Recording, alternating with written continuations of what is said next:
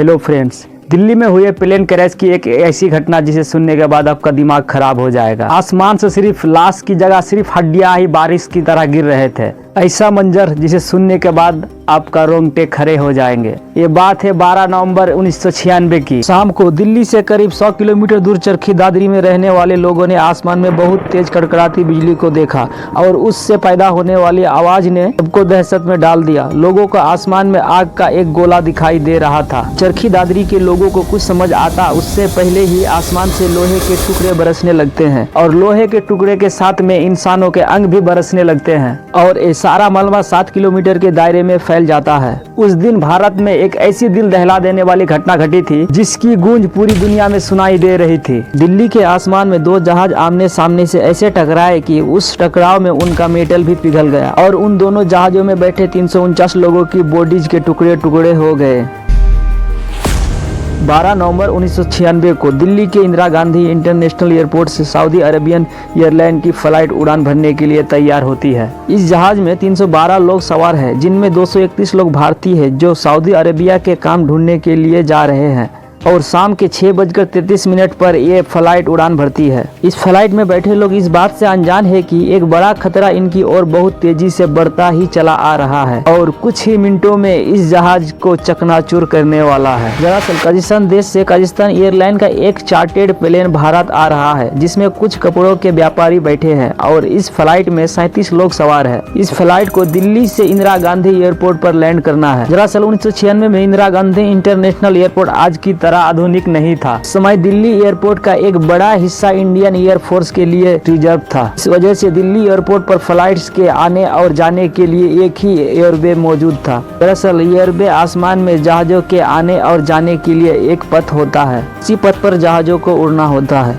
यह बिल्कुल वैसे ही होता है जैसे सड़क पर गाड़ियां चलती है और उस पर अलग अलग ट्रैफिक लेन्स होती है। इसी तरह आसमान में जहाजों के आने और जाने के लिए पहले से ही रास्ता निश्चित होता है। अब जरा सोच करके देखिए, आने वाली गाड़ियों और जाने वाली गाड़ियों के लिए एक ही ट्रैफिक लेन हो तो क्या होगा? तो ज्यादा चांसेस होंगे कि आमने सामने से गाड़ियां आपस में टकरा जाए। इसी वजह से एयरपोर्ट पर आने वाले जहाजों के लिए एक अलग एयरवे होता है और जाने वाले जहाजों के लिए एक अलग एयरवे होता है। क्योंकि उस समय दिल्ली एयरपोर्ट का ज्यादातर हिस्सा और air space Indian air force के लिए रिजर्व था, तो कमर्शियल फ्लाइट्स का एक ही एयरवे पर आना और जाना लगा रहता। और 12 नवंबर 1996 की शाम को एक फ्लाइट को यहां से टेक ऑफ करना था, दूसरी को लैंड करना था। एटीसी ने सऊदी अरेबियन फ्लाइट को उड़ान भरने के लिए परमिशन दे दी। उस दिन दिल्ली एयरपोर्ट पर एटीसी में इन फ्लाइट्स को इंस्ट्रक्शंस देने के लिए 42 वर्षीय वी.के. दत्ता ड्यूटी पर नियुक्त थे। दरअसल एक ही एयरवे पर आमने सामने से कोई फ्लाइट आती है तो उनके बीच में 1000 फीट की वर्टिकल डिस्टेंस होनी चाहिए और 1000 फीट की दूरी बनाकर दोनों फ्लाइट्स एक दूसरे के नीचे से गुजर जाते हैं। कजाकिस्तान एयरलाइन का प्लेन दिल्ली एयर स्पेस में प्रवेश कर जाता है। अब इन दोनों जहाजों को वी.के. दत्ता एक साथ गाइड कर रहे थे। कुछ समय बाद सऊदी अरेबियन का जहाज 10,000 फीट की ऊंचाई पर पहुंच जाता है और पायलट वी.के. दत्ता से 14,000 फीट की ऊंचाई पर जाने के लिए क्लियरेंस मांगता है। V K. Datta Saudi Arabian flight को 14,000 फीट की ऊंचाई पर जाने के लिए परमिशन दे देते हैं और अरेबियन फ्लाइट 14,000 फीट की ऊंचाई पर पहुंचकर उड़ान भरने लगती है। उस समय दिल्ली एयरपोर्ट पर सिर्फ एक ही प्राइमरी रडार था जो केवल मॉनिटर पर फ्लाइट्स को ब्लेम करके दिखाता था। प्लेन कितनी ऊंचाई पर उड़ रहा है या प्लेन की रफ्तार कितनी है, इन चीजों की जानकारी एक सेकेंडरी रेडार से मिलती, लेकिन उस समय दिल्ली एयरपोर्ट पर सेकेंडरी रेडार था ही नहीं। इस वजह से एटीसी को प्लेन की ऊंचाई और उनकी रफ्तार के बारे में प्लेन के पायलट के ऊपर ही निर्भर रहना पड़ता था। वी.के. दत्ता कजाकिस्तान एयरलाइन के पायलट को 15,000 फीट की ऊंचाई पर आने के लिए बोलते हैं और पायलट को बताते हैं कि उनके नीचे से सऊदी अरेबियन फ्लाइट गुजरने वाली है तो 1000 फीट की वर्टिकल डिस्टेंस बनाए रखें। वी.के. दत्ता अपनी स्क्रीन पर इन दोनों फ्लाइट्स को एक दूसरे के पास आते हुए देख रहे हैं। ये दोनों बिलिंग डॉट्स एक दूसरे के पास आती जा रही है और देखते ही देखते ये दोनों बिलिंग डॉट्स एक दूसरे में फ्यूज हो जाती है।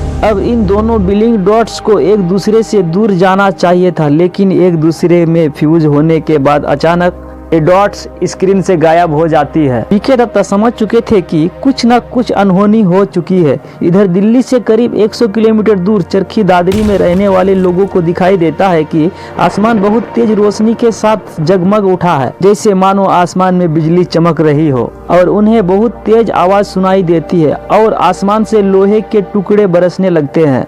ये दोनों विमान एक दूसरे से टकरा चुके थे। इधर कंट्रोलर दत्ता बार बार इन फ्लाइट से संपर्क करने की कोशिश करते हैं, लेकिन दूसरी ओर से कोई जवाब नहीं आता और बीके दत्ता की चिंता बढ़ती जाती है। उसी समय में वहां से अमेरिकन एयरफोर्स का एक प्लेन गुजर रहा था, तो अमेरिकन एयरफोर्स के पायलट ने ईटीसी को बताया कि उसने आसमान में तेज रोशनी को देखा है। इसी के साथ कंट्रोलर दत्ता का शक यकीन में बदल जाता है। इधर क्रैश साइट पर कई किलोमीटर के दायरे में लाशें और जहाज के टुकड़े बिखर जाते हैं।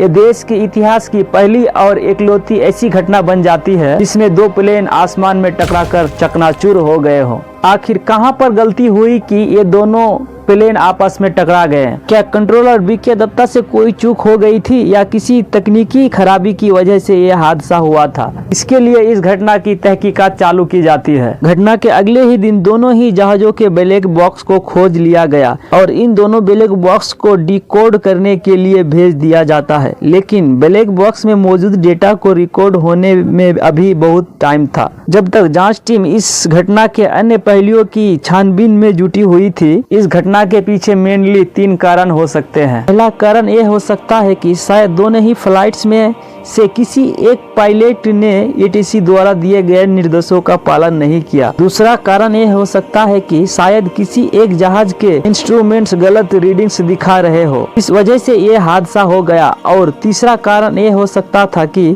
शायद एटीसी में बैठे बीके दत्ता ने ही कोई गलत निर्देश दे दिए हो। ये गुत्थी तभी सुलझ सकती थी जब दोनों जहाजों के ब्लैक बॉक्स के डेटा को डिकोड किया जाए।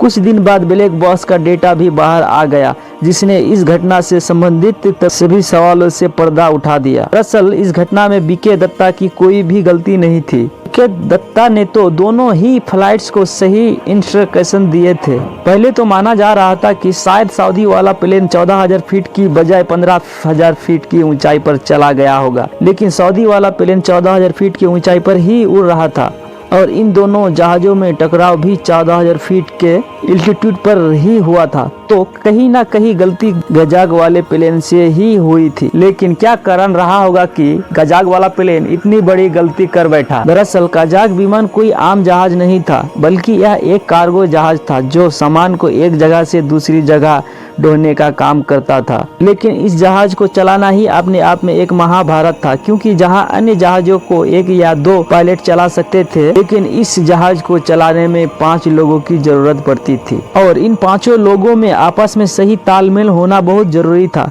किसी एक की गलती भी एक बड़ी घटना को अंजाम दे सकती थी और कजाक विमान के साथ ऐसा ही हुआ। दरअसल कजाक विमान में बैठे पायलट को इंग्लिश नहीं आती थी, इस वजह से वो एटीसी से जल्दी बात नहीं कर पा रहा था, क्योंकि वो पहले एटीसी द्वारा दिए गए निर्देशों को ट्रांसलेट करता, फिर उसका जवाब देता और इस काम के लिए जहाज में अलग से एक ट्रांसलेटर मौजूद था जो रेडियो कम्युनिकेशन को संभाल रहा था। लेकिन कजाक विमान के क्रू में एक और प्रॉब्लम ये थी कि वो डिस्टेंस को मीटर में मेजर करते थे, तो फीट और मीटर में वो कंफ्यूज हो गए। इस वजह से एटीसी द्वारा दिए गए निर्देशों का वो सही से पालन नहीं कर पाए और वो अपने प्लेन को 15,000 फीट की बजाय 14,000 फीट की ऊंचाई पर ले आए और सामने से आ रहे सऊदी प्लेन से टकरा गए। इस घटना में 349 लोगों की जान चली गई और उनके घर वालों को उनकी बॉडी भी नसीब नहीं हुई। सऊदी प्लेन के ब्लैक बॉक्स की रिकॉर्डिंग में ये भी पता चला कि जब ये प्लेन आपस में टकरा गए, उसके बाद उनके क्रू को ये पता चल गया कि अब वो नहीं बच पाएंगे, तो मरने से पहले उन्होंने अपनी इस्लामिक प्रार्थना बोली और सऊदी प्लेन की ब्लैक बॉक्स की रिकॉर्डिंग वही खत्म हो गई। ये घटना देश के इतिहास की सबसे भीषण घटनाओं में से एक थी। इस घटना के बाद इस इंडस्ट्री में बहुत से बदलाव किए गए कि आगे फिर से ऐसी कोई घटना ना घटे। पहला बदलाव तो यह था कि विमानों के आने और जाने के लिए अलग अलग कॉरिडोर बनाए गए। दूसरा, सेकेंडरी रडार्स को इंस्टॉल किए गए, जिसमें आसमानों में उड़ने वाली जहाजों को भी सही पोजीशन का आकलन किया जा सके और सरकार ने ये मैंडेटरी कर दिया कि अब हर उड़ने वाली जहाज में TCAS यानी ट्रैफिक कोलिजन सिस्टम को लगाया जाए। दरअसल TCAS एक ऐसा सिस्टम है जो यह बताता है कि जब कोई जहाज किसी जहाज के आमने सामने से आ रहा है तो इसमें एक अलार्म बज जाता है और यह सिस्टम पायलट को बताता है कि किधर मुड़ना है कि हादसे को टाला जा सके और कम्युनिकेशन मिस्टेक्स ना हो। इसके लिए अंग्रेजी भाषा को जरूरी कर दिया गया। अगर कोई पायलट है तो